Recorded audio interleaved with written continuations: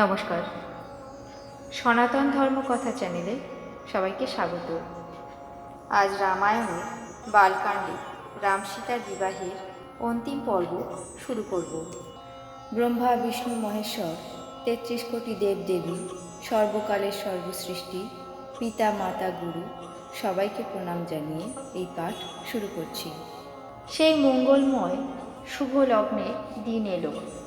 হেমন্ত ঋতু, গ্রহ তিথি নক্ষত্র যোগ এবং বার সবই শ্রেষ্ঠ ছিল। লগ্ন সন্ধান করে ব্রহ্মা সেটি বিচার করলেন এবং সেটি নারদের মারফত জনকের কাছে পাঠিয়ে দিলেন। জনক রাজার জ্যোতিষীরা সেই লগ্ন বিচার করে রেখেছিলেন। যখন সকলে এই কথা শুনলেন তখন তারা বলতে লাগলেন, এখানকার জ্যোতিষীরাও ব্রহ্মা। তারপর শুভ সময় এসে গেছে দেখে সকল বরযাত্রীদের স্বাগত করে আনতে রওনা হলেন। বরযাত্রী নিবাসে গিয়ে পৌঁছালেন। কৌশলপতির বৈভব দেখে ইন্দ্রসভাকেও তুচ্ছ মনে হলো। তারপর বশিষ্ঠ মুনির অনুমতি নিয়ে কুলাচার পালন করে রাজা দশরথ মুনি এবং সাধুদের নিয়ে চললেন। অযোধ্যানাথ দশরথের ভাগ্য এবং বৈভব দেখে ব্রহ্মাদি দেবতাগণ নিজেদের সৃষ্টির সহস্রমুখে প্রশংসা করতে লাগলেন। সুমঙ্গল শুভক্ষণ বুঝে দেবতারাও দুন্দুবি বাজিয়ে পুষ্পবৃষ্টি করতে লাগলেন। বিচিত্র মণ্ডপ এবং আশ্চর্য সব নানা প্রকার রচনাশৈলী, নগরে নরনারীদের রূপের আধার দেখে বোঝাই যাচ্ছিল না তারা আসলে রাজপরিবারে না কোনো সাধারণ পরিবারের। দক্ষ, সুশীল, সজ্জন এবং অত্যন্ত ধার্মিক। এদের দেখে দেবদেবীদের প্রতাপও যেন প্রবাহীন হয়ে পড়ে। শিব তখন দেবতাদের বোঝালেন যে ভুলেও কেউ আশ্চর্য হইও না, ধৈর্য ধরে মনে মনে বুঝতে চেষ্টা করো, এটা অখিল ব্রহ্মাণ্ডের প্রভু পরম ঈশ্বর সাক্ষাৎ ভগবান রাম এবং সীতার বিয়ে, যার নাম শুধুমাত্র উচ্চারণ করলেই জগতে সকল অমঙ্গলের মূল নষ্ট হয় এবং চতুর্বর্গ অর্থাৎ ধর্ম, অর্থ, কাম, মোক্ষ ফললাভ হয়। শ্রী জানকী এবং রামচন্দ্রকে দেখিয়ে একথা বললেন। শ্রীরামচন্দ্রের শ্যাম অঙ্গে ময়ূরকণ্ঠের আভা, পরনে সুশোভন পীতবস্ত্র, বিদ্যুৎ বিনিন্দিত উজ্জ্বল বর্ণের, সমস্ত মঙ্গলময় এবং স্থানীয় সকল প্রকার দর্শনীয় বহুবিধ বিয়ের অলঙ্কার দিয়ে তাকে সাজানো হয়েছিল। সীতার লাবণ্য তুলনাহীন এবং এত অপরূপ দৃশ্য কখনো কেউ এর আগে দেখেনি। শ্রীরামচন্দ্র যে ঘোড়ায় চড়ে যাচ্ছিলেন তার গতি দেখে খগরাজ গরুড়েরও লজ্জা হয়। তার সব সৌন্দর্য ভাষায় ব্যক্ত করা যায় না। মনে হয় যেন কামদেব অশ্ববেশ ধরে আসছেন। ভগবান বিষ্ণু যখন প্রেমভরে শ্রীরামকে দেখলেন তখন সেই কমলাপতি কমলার সাথে মুগ্ধ হয়ে যান। শ্রীরামচন্দ্রের রূপ দেখে ব্রহ্মা অত্যন্ত খুশি হলেন এবং তার মাত্র 8টি চোখ এই মনে করে দুঃখ পেতে থাকলেন। দেব সেনাপতি কার্তিকের অপার উচ্ছ্বাস হল। সহস্র নয়নে শ্রীরামরূপ নিরীক্ষণ করে চতুর দেবরাজ ইন্দ্র গৌতমের সাপকেও হিতকর বলে মনে করে। দুই রাজসমাজে আনন্দের বন্যা বইছিল, উচ্চস্বরে নাকড়া বাজছিল। দেবতারা সব পুষ্পবৃষ্টি করতে লাগলেন। মধুর মধুর নাকড়া বাজছিল। দেবতা গন্ধর্ব সবাই সুন্দর গীতবাদ্যে প্রেমমগ্ন ছিল। শ্রীরামচন্দ্রের বরবেশে দেখে সীতা সুনয়নার মনে যে সুখ হলো তা হাজার সরস্বতী এবং শেষ নাগও শতকল্পে বলে শেষ করতে পারে না। মঙ্গল সময় বুঝতে পেরে চোখের জল রোধ করে আনন্দিত মনে রানী বরণ করলেন। বেদবিহিত এবং কুলাচার অনুযায়ী সমস্ত নির্ভুলভাবে ব্যবহার করলেন। পঞ্চশব্দ অর্থাৎ তন্ত্রী, তাল, ঝাঁঝ, নাগরা, তুরহী এই 5 প্রকার বাদ্যের শব্দ, পঞ্চধ্বনি, বেদধ্বনি, বন্দিধ্বনি, জয়ধ্বনি, শঙ্খধ্বনি এবং উলুধ্বনি এছাড়াও মঙ্গল গান হচ্ছিল। রানী বরণ করে অর্ঘ্য দিলেন। তখন শ্রীরামচন্দ্র বিয়ের মণ্ডপের দিকে গেলেন।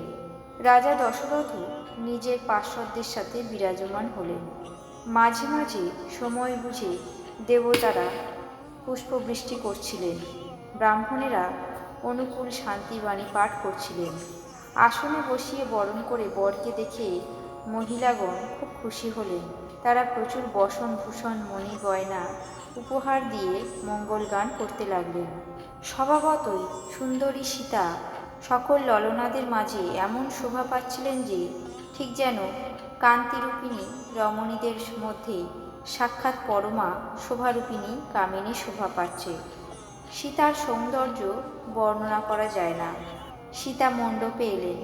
মণিরাজ পরম সন্তুষ্ট হয়ে শান্তিবাণী পাঠ করতে লাগলেন।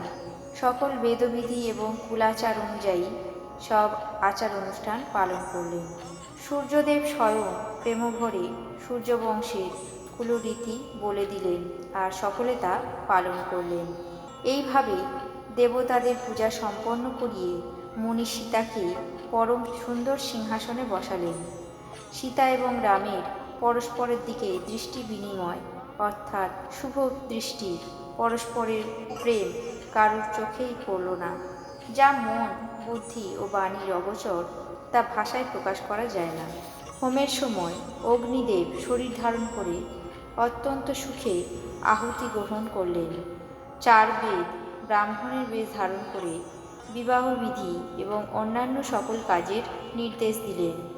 2 কুলগুরু বরকন্যার হাত একত্র করে শাখোচ্চারণ বেদমন্ত্র পাঠ করতে লাগলেন। পাণিগ্রহণ শেষ হলে ব্রহ্মা, সুরনর, মুনিগণ আনন্দে বিভোর হলেন। সর্বসুখের মূল বরকে দেখে রাজা রানীর শরীর পুলকিত হল এবং মনে মনে আনন্দ উথলে পড়ল। বেদের বিধান আর লোকাচার অনুসরণ করে নৃপভূষণ জনক কন্যাদান করলেন। হিমালয় যেমন পার্বতীকে শিবের হাতে, সাগর যেমন লক্ষ্মীকে বিষ্ণুর হাতে সমর্পণ করেছিলেন, তেমনি রাজা জনক সীতাকে শ্রীরামচন্দ্রের হাতে সমর্পণ করে জগতের নূতন সুন্দর কীর্তি বিস্তার করলেন। বিদেহপতি জনক কি করে বিনয় প্রকাশ করবেন? ওই শ্যামল মূর্তি তো তাকে সত্যি সত্যি বিদেহ অর্থাৎ দেহজ্ঞান শূন্য করে দিয়েছে। শাস্ত্রবিধি অনুসারে হোম শেষ করে গাঁটছড়া বেঁধে সপ্তপদী করলেন। বর কনে সুন্দর সপ্তপদী করছিলেন। দর্শকেরা সাদরে সেই সুন্দর সপ্তপদী চোখ ভরে দেখছিল। শ্রীরামচন্দ্র এবং সীতার অপরূপ প্রতিবিম্ব মণ্ডপের মণিস্তম্ভে ঝকঝক করতে লাগল। মনে হচ্ছিল যেন মন্মথ ও রতিদেবী নানাবিধি রূপ ধারণ করে শ্রীরামচন্দ্রের অপরূপ বিয়ে দেখছেন। তাদের কামদেব ও রতির দর্শন লালসা এবং সংকোচ দুটি কোনো অংশে কম ছিল না। তাই তারা বারবার প্রকটিত হচ্ছিলেন, আবার লুকিয়ে পড়ছিলেন। দর্শকেরা আনন্দে মগ্ন হয়ে গেলেন এবং জনকের মতো আত্মবিস্মৃত হলেন। মুনিগণ সানন্দে সপ্তপদী পরিক্রমা করালেন। বিবাহ উৎসবে আত্মীয় স্বজনকে দান দেওয়ার রীতি এবং অন্যান্য সমস্ত আচার পালন করলেন। শ্রীরামচন্দ্র সীতার সীমন্তে সিঁদুর পরিয়ে দিলেন। সেই সময়ে শোভা কোনোভাবেই বর্ণনা করা যায় না। সাপ যেমন অমৃতের লোভে পদ্মফুলের লাল পরাগ ভরে নিয়ে চাঁদকে শোভিত করল, এখানে শ্রীরামচন্দ্রের হাত হচ্ছে পদ্মফুল, সিঁদুর হলো পদ্মের পরাগ। শ্রীরামচন্দ্রের শ্যামবর্ণ বাহু হলো সাপ এবং সীতার মুখকে চাঁদের সঙ্গে তুলনা করা হয়েছে। তারপর বশিষ্ঠদেব সুঅনুশাসনে বর কনেকে এক আসনে বসালেন। তাদের দেখে রাজা দশরথের মন আনন্দে ভরে গেল। নিজের পূর্ণরূপ কল্পতরু এই যে নূতন ফল ধারণ করেছে তা দেখে শরীর বারবার পুলকিত হতে লাগল। চতুর্দশ ভুবন আনন্দে ছেয়ে গেল। সকলেই বললেন যে রাম সীতার বিয়ে হয়ে গেল। একটিমাত্র জিহ্বা এই মহামঙ্গলের কথা বর্ণনা করে শেষ করতে পারে না। রাম সীতার বিবাহের অন্তিম পর্ব আজ এখানেই শেষ করছি। আপনাদের কেমন লাগছে তা কমেন্ট বক্সে অবশ্যই জানাবেন। চ্যানেলটিকে সাবস্ক্রাইব করবেন, লাইক করবেন, শেয়ার করবেন। ধন্যবাদ।